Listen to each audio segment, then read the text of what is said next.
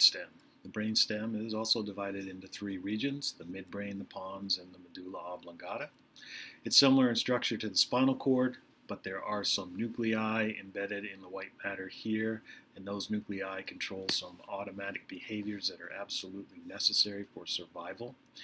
It has fiber tracts that connect the higher and lower neural centers, and there are nuclei here that are associated with 10 of the 12 pairs of cranial nerves.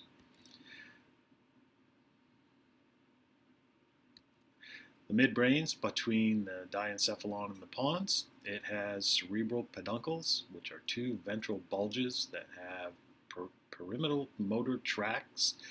They're forming a pillar that helps to hold up the cerebrum.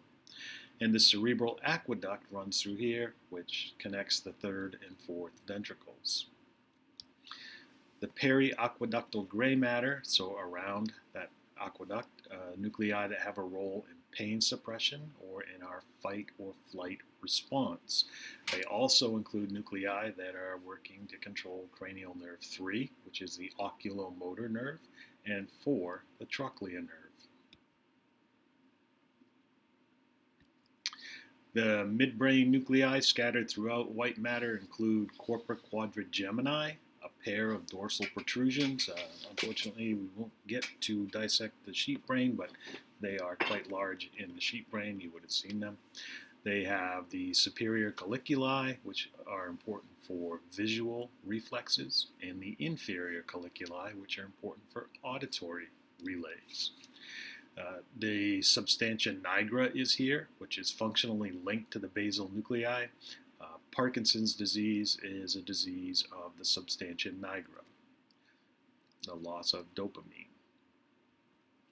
There's also a red nucleus, which is a relay for descending limb flex motor pathways. It's also part of the reticular formation that we'll talk about shortly.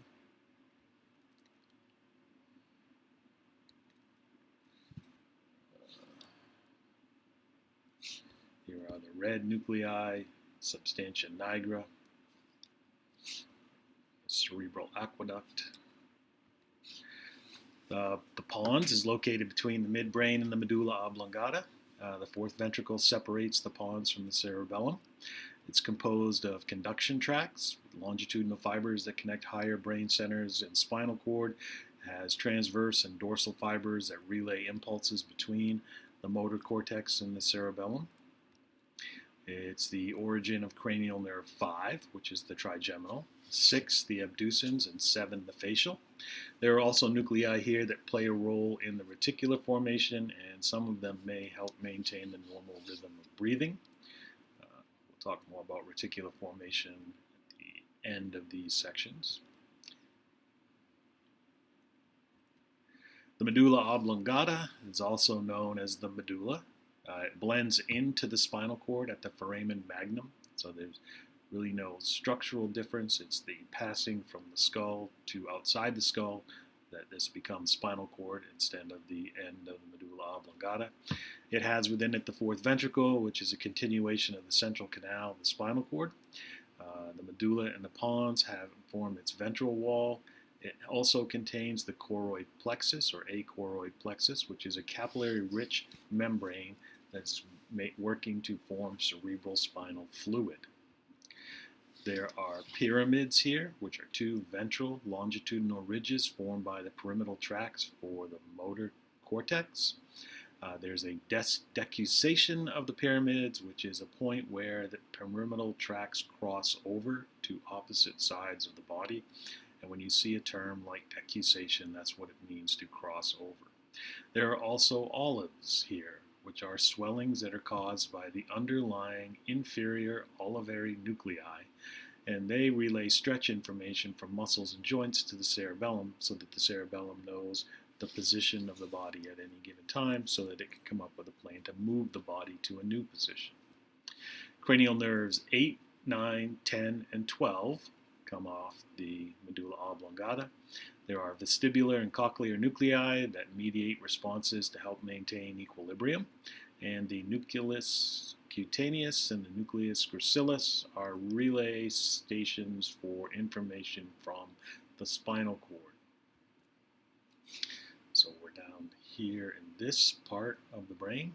And this is actually medulla oblongata, and this transition from green to brown would be where this goes through the foramen magnum. Different view, back, it's green.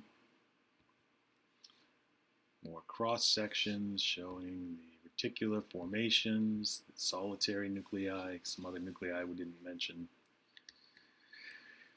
The function of the medulla oblongata is an autonomic reflex center, helps many of its functions overlap with the hypothalamus. The hypothalamus is going to relay instructions through the medulla.